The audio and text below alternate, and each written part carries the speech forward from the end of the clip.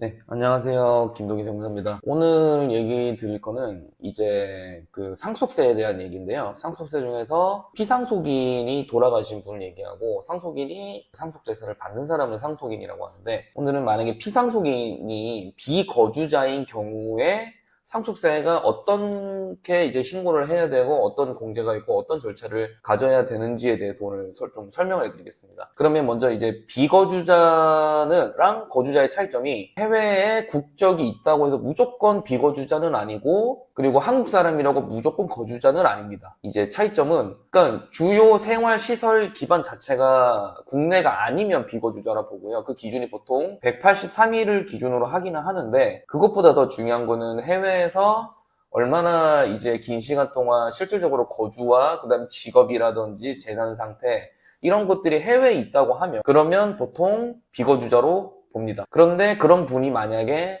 유고를 하시게 되면, 그러면 한국에 남아있는 이 상속인들이 이 상속세에 대해서 신고를 해야 되거든요. 그럼 그거를 어떻게 해야 될지 오늘 한번 얘기를 해보겠습니다. 피상속인이 비거주자인 경우는 이제 사망 당시 국내 주소나 거소가 없는 사람을 말하는 거고요. 한국 국적이더라도 외국에 오래 거주하고 국내 주소가 없으면 비거주자로 간주됩니다. 그리고 과세 대상은 어떤 재산에 세금이 붙는가?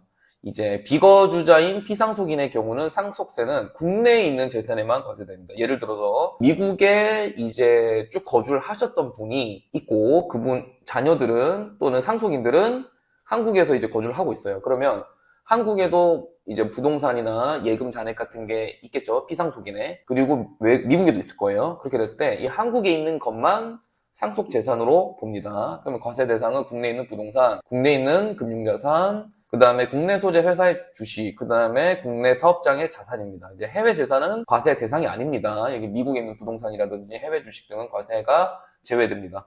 이거를 분명히 보셔야 되고요. 자, 그러면은 과세가액 산정 시 포함되는 증여재산, 상속 개시 전 피상속인이 일부 재산을 미리 증여하는 경우면 그 재산도 이제 상속재산에 합산됩니다. 상속인한테 하는 거면 10년 이내에 했던 건 이제 국내 재산은 포함되고요. 그 다음에 그 외에 상속인 외자죠. 그러니까 수중자에게 증여한 경우는 사망 전 5년 이내 국내 재산을 이제 포함을 하는 겁니다. 그러니까 상속인들은 10년 정도를 이제 사망 개시로부터 전 10년 동안의 기간 중에서 증여를 했던 게 있으면 사전 증여라고 해서 그걸 합산을 하고요. 상속인 외자들은 5년 동안만, 상속 개시로부터 5년 동안 것만 이제 합하게 됩니다. 이거는 우리 그 일반 이제 상속세랑 똑같은 방식이죠. 예, 그렇게 되고요. 이때도 국내 재산만 포함하고요. 해외에서 증여된 재산은 과세 대상이 아니라는 점. 그러면 적용 가능한 공제, 이게 제일 중요하겠죠. 여기에서 굉장히 제한적으로 들어오는데, 기초공제만 2억 원, 이것만 가능합니다. 기초공제 2억 원. 그리고 장례비용 당연히 가능하고요. 그 다음에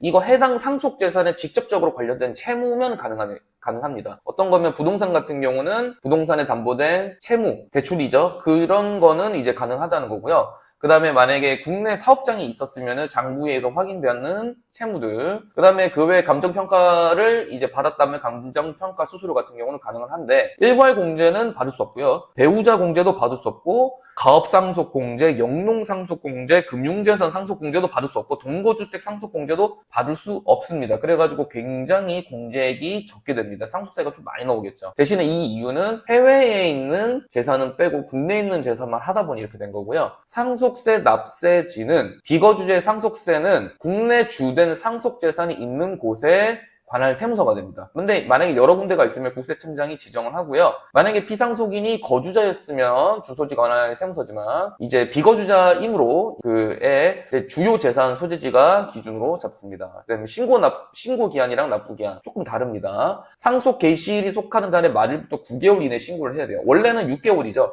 그러니까 거주자가 사망을 하게 되면 상속세 신고는 사망일이 속하는 달의 말일부터 6개월인데 비거주자는 9개월 이내로 신고를 하게끔 되어 있습니다. 그렇게 되어 있고요. 그래서 해외의 관련 자료에서 수집 등을 감안해서 3개월을 더 주는 경우고요. 네, 이렇게 되고 있습니다. 그리고 자, 그럼 실무에서 가장 유의할 점은 국내 재산 목록 확인이 가장 중요하고요. 부동산, 금융자산, 비상장 주식, 국내 재산만 과세되므로 해외 재산은 뭐 누락해도 되겠죠. 근데 그리고 신고 자료를 국세청에 정확히 정확히 제공해야 불필요한 오해를 예방할 수 있다. 이거 무슨 말이면 미리 이거에 대해서 이제 해외 재산이 이만큼인데 이거에 대해서 과세하지 않으니까 빼는 걸 보여줄 필요는 있다는 거죠. 그리고 상속공제 항목이 거의 없으므로 과세 표준이 높아질 수 있습니다. 그죠? 공제가 없으니까요. 그리고 감정평가 수술 이런 거 굉장히 중요하고요. 외국 납부 세액 공제도 가능하죠. 왜냐하면 해외에서 상속세를 냈을 때 이거에 대해서 이중과세 문제가 있기 때문에 이거를 해결하기 위한 외국 납부 세액 공제도 당연히 가능하게 됩니다. 오늘은 이제 비거주자가 피상속인이 되었을 때 그때 그러니까 쭉 사망하였을 때